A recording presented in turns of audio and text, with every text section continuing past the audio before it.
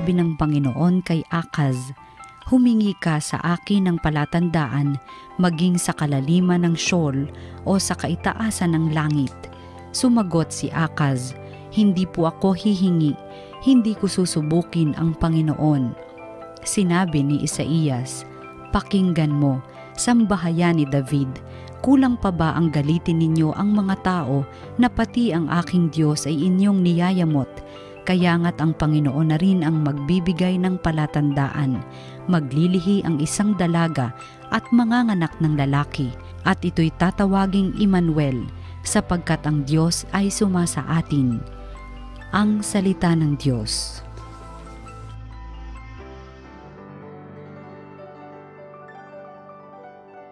Handa akong naririto upang sundin ang loob mo. Ang mga paghandog pati mga hain at ang mga hayop na handang sunugin, hindi mo na ibig sa damba na dalhin upang yaong salay iyong patawarin. Sa halip, ang iyong kaloob sa akin ay ang pandinig ko upang ika'y dinggin. Handa akong naririto upang sundin ang loob mo. Kaya ang tugon ko, ako'y naririto, nasa kautusan ang mga turo mo, ang nais kong sundi iyong kalooban, aking itatago sa puso ang aral. Handa akong naririto upang sundin ang loob mo. Ang pagliligtas mo'y aking inihayag, saan man magtipon ang iyong mga anak, di ako titigil ng pagpapahayag.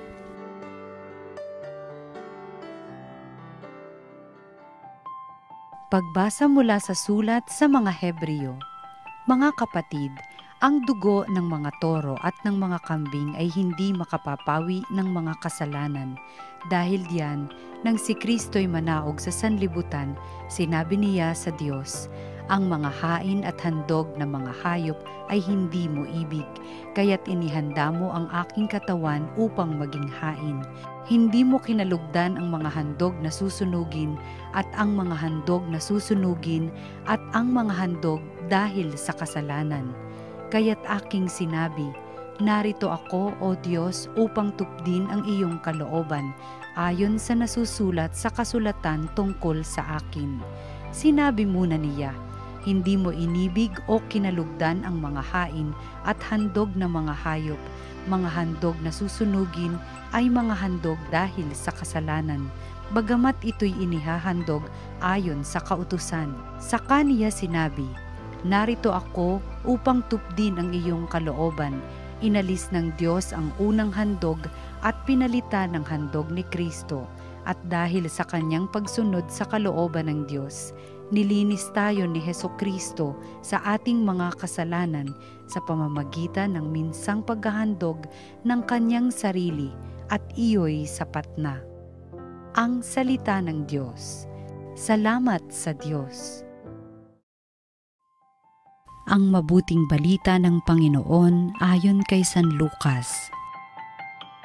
Noong panahong iyon, ang Anghel Gabriel ay sinugo ng Diyos sa Nazaret, Galilea, sa isang dalaga na ang pangalay Maria. Siya'y nakatakdang ikasal kay Jose, isang lalaki buhat sa lipi ni Haring David. Paglapit ng anghel sa kinaroroonan ng dalaga, binati niya ito, "Matuwa ka, ikaw ay kalugod-lugod sa Diyos," wika niya. "Sumasa iyo ang Panginoon." Nagulumihanan si Maria sa gayong pangungusap, at inisip niyang mabuti kung ano ang kahulugan niyon. Kaya't sinabi sa kanya ng anghel, "Huwag kang matakot, Maria, sapagkat kinalulugdan ka ng Diyos. Makinig ka, ikaw ay maglilihi at manganganak ng isang lalaki, at siya'y tatawagin mong Jesus. Magiging dakila siya at tatawaging anak ng kataas-taasan. Ibibigay sa kanya ng Panginoong Diyos ang trono ng kanyang amang si David. Maghahari siya sa angkan ni Jacob magpakailanman, at ang kanyang paghahari ay walang hanggan." "Paanong mangyayari ito gayong ako'y dalaga?" tanong ni Maria. Sumagot ang anghel, "Bababa sa iyo ang Espiritu Santo at lililiman ka ng kapangyarihan ng kataas-taasan, kaya't banal ang ipanganganak mo at tatawaging anak ng Diyos. Natatandaan mo ang iyong kamag-anak na si Elizabeth.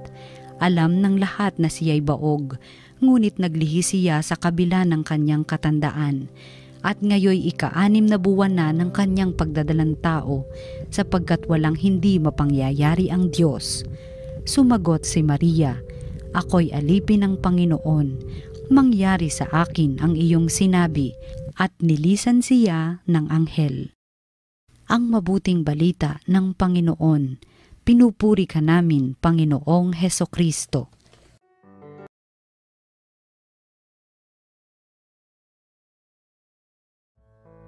Ang pangyayari sa Pasko, ang pagsilang ng sanggol na anak ng Diyos, ay nagsimula sa araw na ito. Ipinaglihi ang isisilang sa December 25. Ngayong araw, nagsimula ang pagkakatawang tao ng anak ng Diyos. Si Maria ay naglihi, hindi ayon sa kalikasan, kundi ayon sa kapangyarihan ng Espiritu Santo. Nangyari ito dahil sumang-ayon si Maria sa plano ng Diyos. Ipinaalam sa kanya ang plano ng Diyos ng Arkanghel na si Gabriel. May plano na ang Diyos na si Maria ay magiging ina ng Diyos. Inihanda na niya ang planong ito at inihanda siya para sa planong ito. Pinaglihi siyang walang kasalanan upang hindi mabahiran ang kanyang katawan ng kasamaan. Sa kanyang katawan, manggagaling ang katawan ng anak ng Diyos. Sa loob ng kanyang katawan, titira ang anak ng Diyos ng 9 na buwan. Kaya nararapat man lang na hindi ito mapa sa ilalim sa kasamaan. Talagang puno ng grasya si Maria noong binati siya ng anghel. Pero kailangan pa rin na si Maria ay sumang-ayon sa plano ng Diyos kung ito ay mangyayari. Sumang-ayon siya. Tinanggap niya ang salita ng Diyos sa kanyang isip at sa kanyang puso, at ito ay nagkaroon ng laman sa kanyang tiyan. Ang pagkakatawang tao ng anak ng Diyos ay hindi lang dahil sa pagiging masunurin ni Maria.